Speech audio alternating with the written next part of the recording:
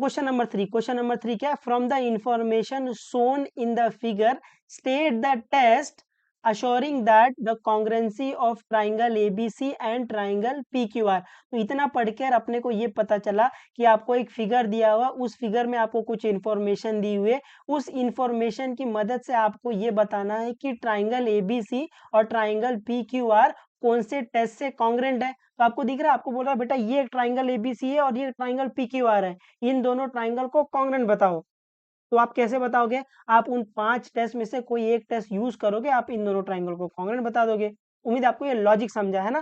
कैसे करेंगे वो बता दूंगा मैं, बट आपको पहले ये लॉजिक चिपकाना सीखो कि अगर मेरे को 2 ट्राइंगल को कॉन्ग्रेंट दिखाना है तो वो 5 टेस्ट पड़ा है, उनमें से कोई एक यूज होगा। फिर right the remaining congruent part of A triangle. तो 2 ट्राइंगल को कॉन्ग्रेंट दिखाने के बाद जो उसकी रिमेनिंग कॉन्ग्रेंट पार्ट है ना, वो आपको लिखना है। ठीक है, तो सोल्यूशन में ये आपको फिगर दिया हुआ है, फिगर में आपको बोला हुआ है कि ट्राइंगल ABC को आपको कॉन्ग्रेंट दिखाना है ट्राइंगल PQR के। तो सोल्यूशन में पहला वही लेके चलेंगे। तो फर्स्ट, तो अपन सोल्यूशन में फर्स्ट क्या लेंगे? फर्स्ट लेंगे इन ट्राइंगल। कौन सा ट्राइंगल लेंगे? In triangle ABC and triangle PQR। तो अभी ट्राइंगल ABC और ट्राइंगल PQR में जो कुछ भी आपको सेम दिख रहा है चुपचाप लिखना स्टार्ट कर दो, बस बाकी कुछ नहीं करना है। आपको ट्राइंगल ABC दिख रहा है, आपको ट्राइंगल PQR दिख रहा है, इन दोनों ट्राइंगल में आपको जो कुछ भी सेम दिख रहा है ना, चुपचाप लिखना स्टार्ट कर दो। ठीक है, तो यहाँ पर ट्राइंगल ABC में आपको दिख रहा है कि साइड AB इक्वल है किसके? PQ के, तो वो लिख देंगे। तो पहला मुझे दिखा सेग AB, ये किसके इक्वल है या फिर कॉन्ग्रेंट है किसके? आप ये कॉन्ग्रेंट लिखना, मेरी आदत है वो इक्वल बोलने की। तो सेग AB किसके इक्वल है? ये इक्वल है सेग PQ के। उम्मीद आपको ये दिखा है। फिर अगर आप वापस देखोगे तो आपको वापस दिख रहा है कि जो सेग BC है वो किसके इक्वल है? सेग PQ के। फिर और देखोगे तो ये देखो, एंगल A 90 पे है, एंगल Q 90 पे है ना? तो आप वो भी लिख देना। तो यहाँ पर angle A equal to angle Q, क्यों? क्योंकि ये दोनों 90 डिग्री पर है। तो angle A congruent to angle Q, reason each 90, और यहाँ पे रीजन क्या आएगा? गिवन है ना? आपको रीजन साथ में लिखते हुए चलना है। मैं मोर ओवर बोलूँ, ये राइट एंगल ट्राइंगल है, तो ये हाइपोटेनस हो गया, है ना? तो आप बोल सकते हो हाइपोटेनस BC इक्वल है हाइपोटेनस PR के, ऐसे। तो आप बोल सकते हो कि हाइपोटेनस BC कॉन्ग्रेंट है हाइपोटेनस PR के। ये भी क्या है? ये भी गिवन है, ऐसे।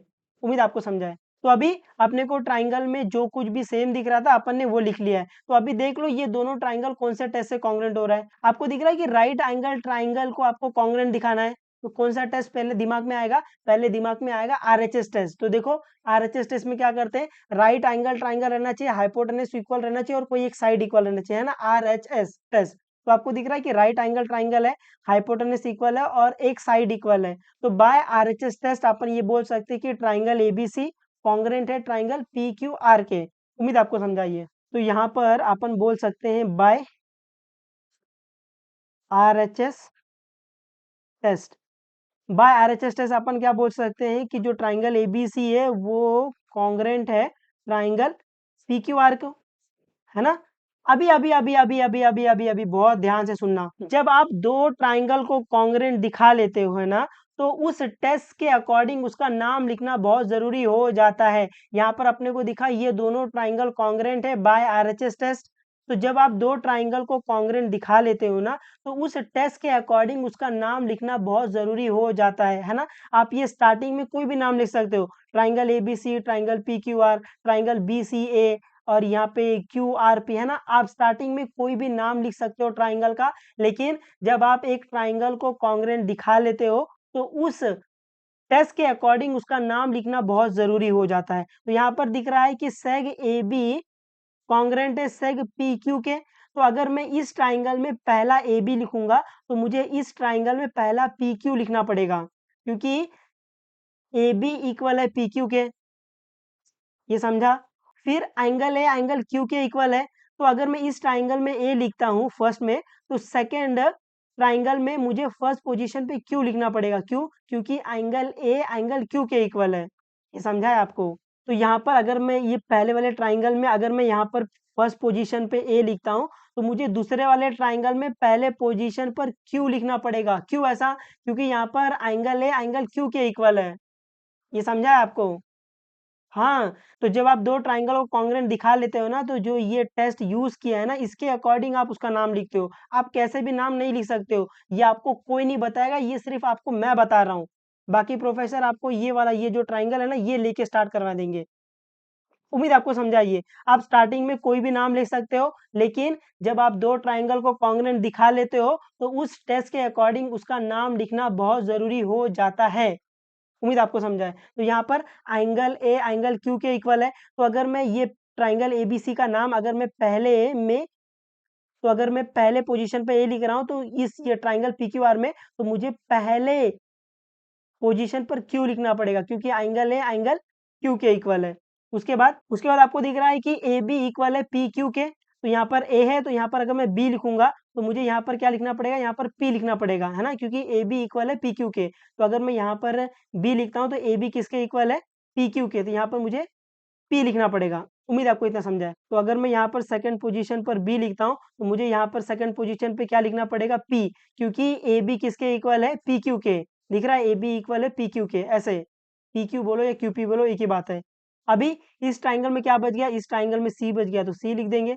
इस ट्राइंगल में क्या बच गया? इस ट्राइंगल में बच गया पी क्यू, आर बच गया, तो आर लिख देंगे। तो अभी आप देखोगे ये मैच करेगा, बी सी इक्वल है या फिर कॉन्ग्रुएंट है पी आर के। तो बी सी देखो सेकंड थर्ड पे, तो पी आर भी सेकंड थर्ड पे, ऐसे। उम्मीद आपको समझा ये, है ना? आप अपने ये दिमाग में डाल लो कि जब आप 2 ट्राइंगल को कॉन्ग्रुएंट दिखा देते हो, तो उस टेस्ट के अकॉर्डिंग उसका नाम लिखना बहुत ज़रूरी हो जाता है। आप ऐसे-वैसे नाम नहीं लिख सकते हो।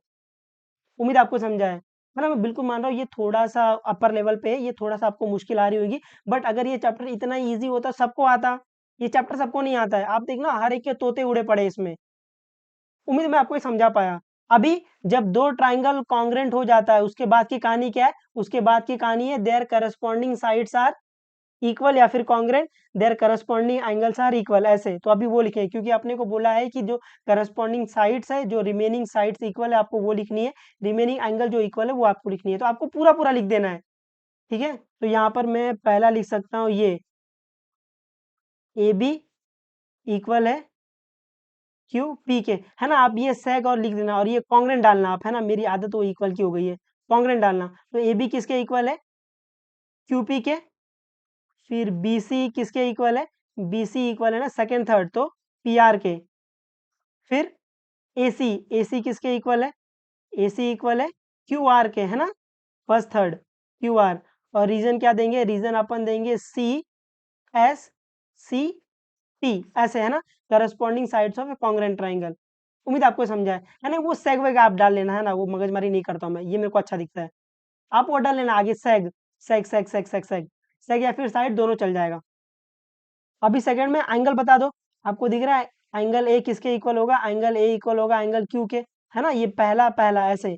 फिर एंगल बी किसके इक्वल होगा? एंगल बी इक्वल होगा एंगल पी के। और ये एंगल सी किसके इक्वल होगा? ये एंगल सी इक्वल होगा एंगल आर के। यहाँ पर रीजन क्या आएगा? यहाँ पर रीजन आएगा सी ए सी टी, है ना? Corresponding angle of congruent triangle, है ना? अभी ये कुछ लोग है ना, ये 3 नाम लिखना, 3 नंबर पे नाम लिखना पसंद करते हैं। जैसे अगर ये एंगल ए को वो लिखते हैं बी ए सी, तो आप वैसे भी लिख सकते हो। आप एक नाम लिखोगे तो भी चल जाएगा। एंगल ए एंगल क्यू के इक्वल है, एंगल बी एंगल पी के इक्वल है, एंगल सी एंगल आर के इक्वल है। आप ऐसे लिख दोगे तो भी चलेगा, या फिर आप है ना, कुछ लोग इसको ऐसे लिखना पसंद करते हैं, ऐसे। एंगल ए एंगल क्यू के इक्वल था, उसको ऐसे लिखते हैं एंगल बी ए सी, है ना? ये ऐसे, ये इक्वल है एंगल पी क्यू आर के, ऐसे। तो ये इसका मतलब वही होता है कि एंगल है एंगल क्यू के इक्वल है, ऐसे। उम्मीद आपको समझ आई है ना? मेरे को ये थोड़ा अच्छा दिखता है, ये थोड़ी सहूलियत में हो जाता है, तो इसलिए मैं ऐसे लिखता हूँ। आप ऐसे भी लिख दोगे तो भी चलेगा, आप ऐसे लिख दोगे तो भी चल जाएगा। उम्मीद है मैं आपको ये थोड़ा बहुत समझा पाया। हालाँकि ये पहला है, तो मैं ये बिल्कुल मान रहा हूँ कि ये आप लोगों के लिए चीज़ें थोड़ी मुश्किल हैं, बट आप 1-2 बार प्रैक्टिस करोगे, आपको ये आ जाएगा। तो जैसा मैं पढ़ा रहा हूँ, जो-जो मैं वर्डिंग्स बोलता हूँ, वो सब एकदम पकड़ के चलो, ठीक है? उम्मीद है मैं आपको ये थोड़ा बहुत समझा पाया और आप इसको समझ पाए। तो पढ़ते रहो, जो भी दुःख, तकलीफ, परेशानी रहेगी बता देना, कोई दिक्कत नहीं है। चलो बाबा टेक केयर और मचा दे रहा हो एकदम।